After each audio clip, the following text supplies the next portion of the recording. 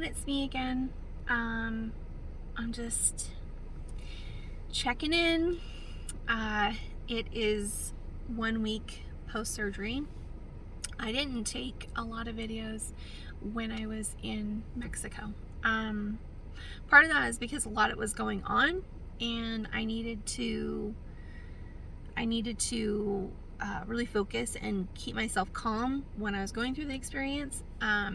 And I feel like I did that really well and actually had a really amazing experience. So I'm doing much better than I expected. So I know everyone has a very different experience, but for the most part, like, my experience has been pretty good, pretty awesome. So I'm sort of a closet vlogger. Obviously, coming to you from my car again, because I do not like to do these videos in front of people. I just stumble over my words the entire time. I mean, I already stumble, so this is not my day job. I'll just put it that way.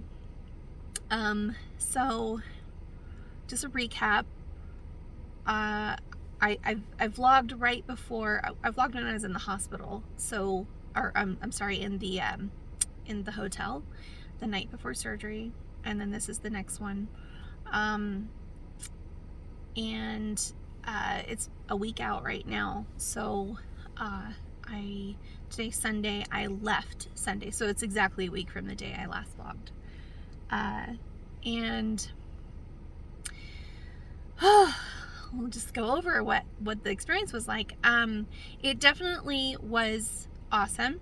I was taken excellent care of. There's absolutely no question about that.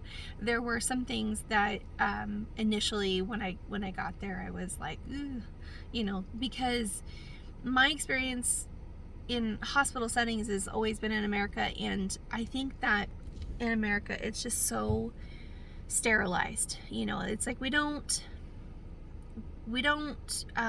experience other countries enough to realize that other countries do things differently or have different access to goods and services and equipment. And so there, when you see a crack in your, bed or chairs or, like on the walls or whatever, it's just like, those are such superficial things, but initially it was really kind of hard to stumble over. But it is the hospital that they're at, and I actually understand that they are moving hospitals. So they're going to be changing, I think they said in December. They're already packing for it. So I'm excited for them, because the staff at MBC at Mexico Bariatric were amazing. And I absolutely loved everybody. The coordinators, Carla, and I forget the other gal's name. She was so sweet though.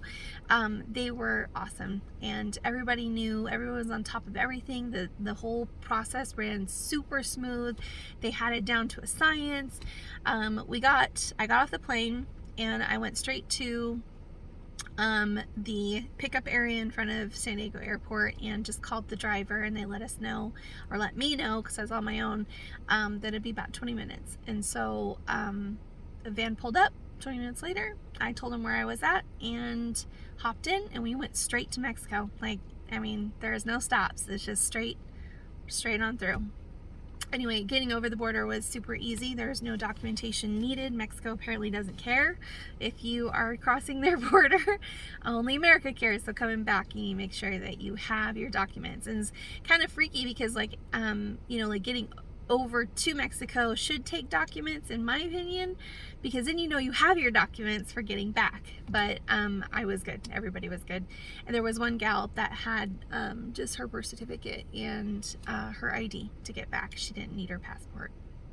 So getting there was very smooth. Tijuana is a beautiful city. There's obviously poverty, but there's here too. So I don't know what the difference is. Everybody said horrible things to me, and I don't know why. It was a pretty decent experience. They had Starbucks and Buffalo Wild Wings. There were plenty of places that I recognized, and then there were some really cool looking like restaurant, bar, hotel areas that I wouldn't mind going back and exploring, honestly. There were armored police. That was a little unnerving. They were just kind of chilling. We were close to the border, so I imagine that's what they're there for, is they had like armored vehicles and they were in their like military looking gear and with big guns. And so that was a little unnerving, but it was fine. I mean, nothing happened, and honestly I probably should just feel safer that they're there. So the other thing is that the Hyatt was awesome.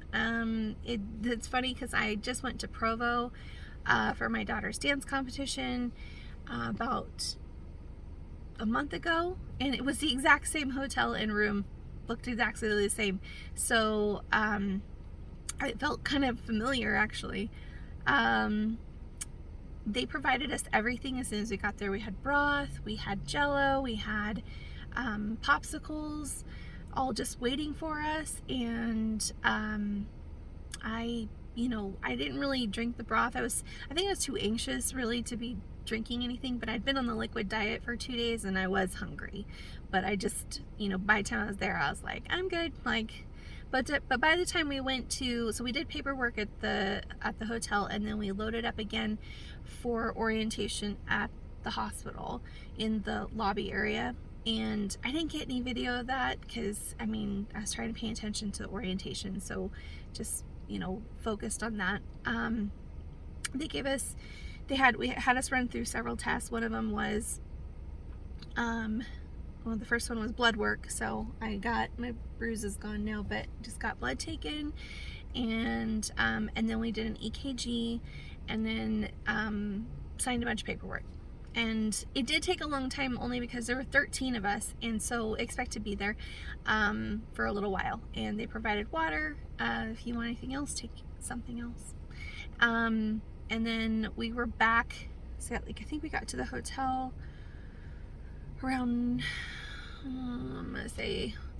I think I got to the hotel around 1, and then we were there for a couple hours, and then we went to orientation at 3, and then we were back to the hotel by 5 or 6.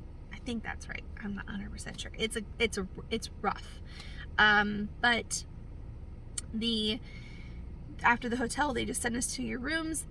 Someone had told me that we could go to a restaurant and have broth and it would be really good, and I was going to do that, but at orientation they brought up that we should not do that because a lot of the Mexican restaurants, they will serve the broth, but they fry the broth and so or fry the chicken, and so all that oil's in the broth, and so it could lead to a really nasty accident at surgery.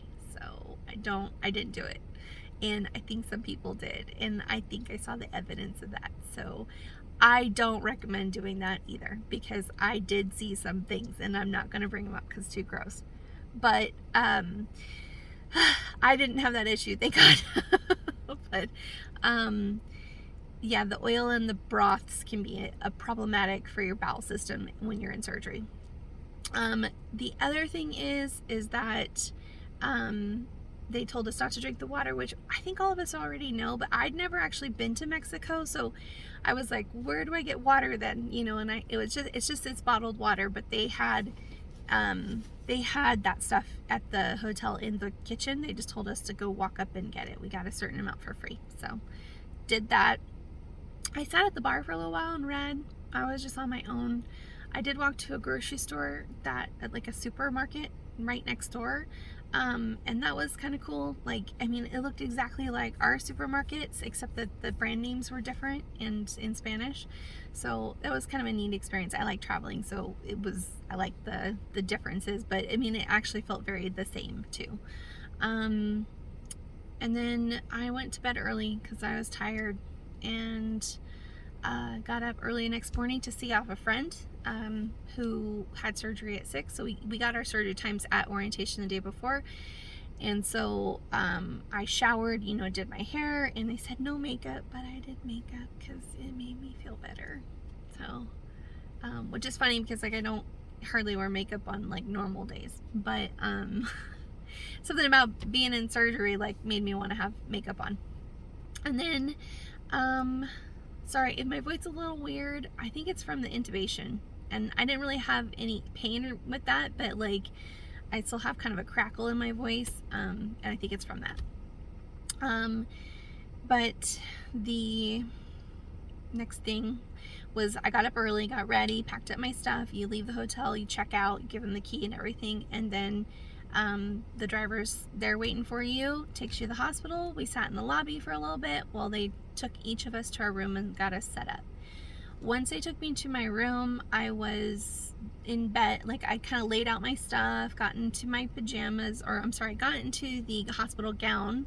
Someone had said that we could leave our bras on if they didn't have metal on, so I wore a sleep bra, but they told me to take it off, so I was completely naked, and then underneath the gown, and then cap, footies, compression socks, and then a gal came in to do my IV.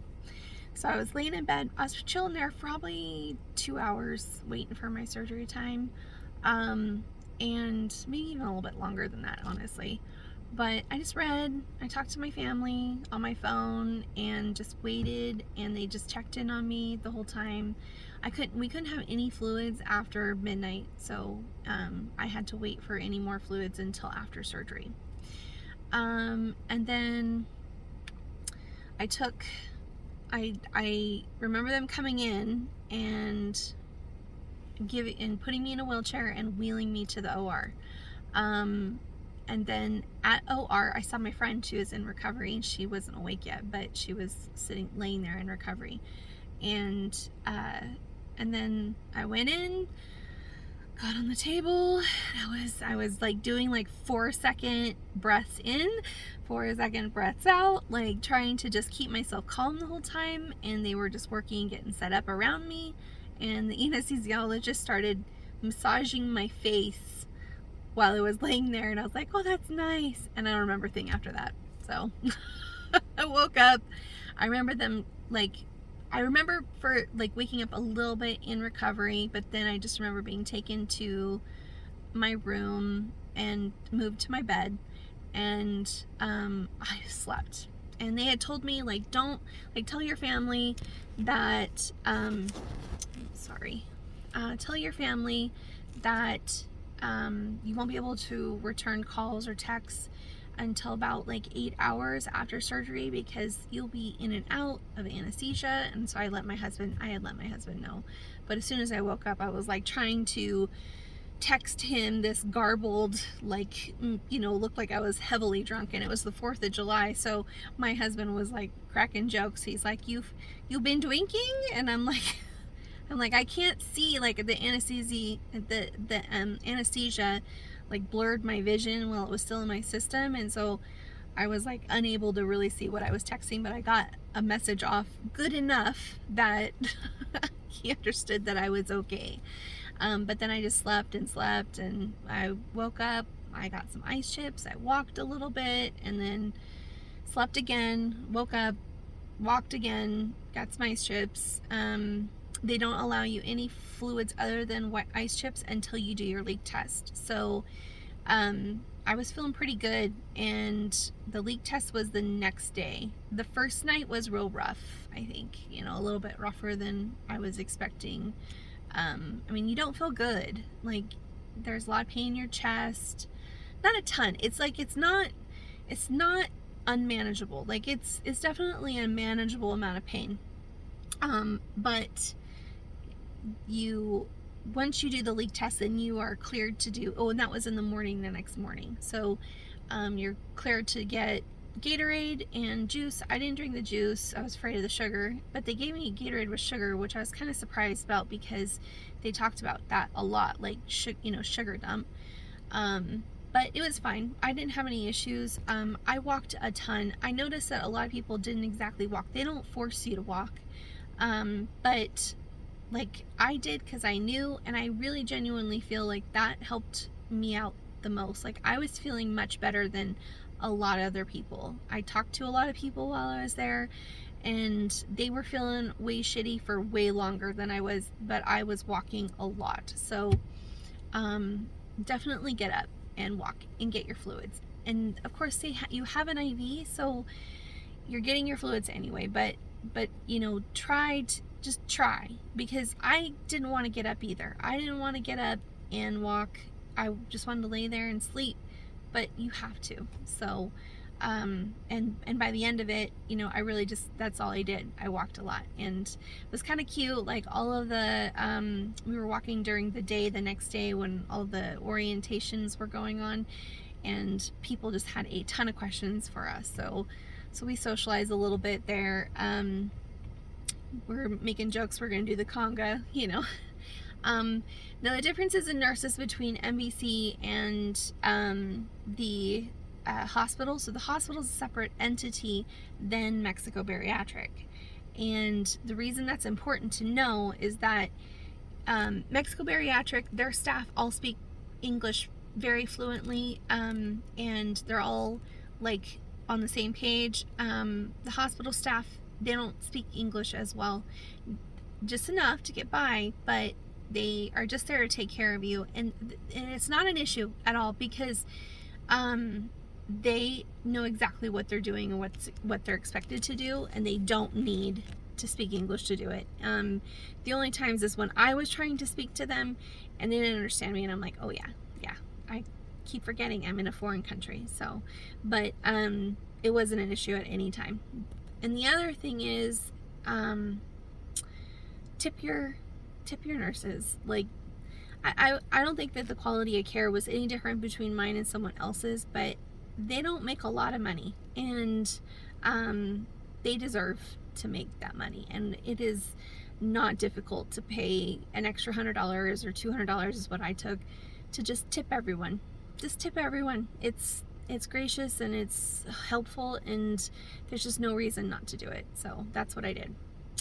Anyway, that was, oh, and the finish was that I went to, the next morning they discharged us at like 7 a.m. We had a discharge orientation, and they went over all the things that we needed to eat, you know, like medications. We were told like how to use our medications, gave us a bag of medications to take home, antibiotics.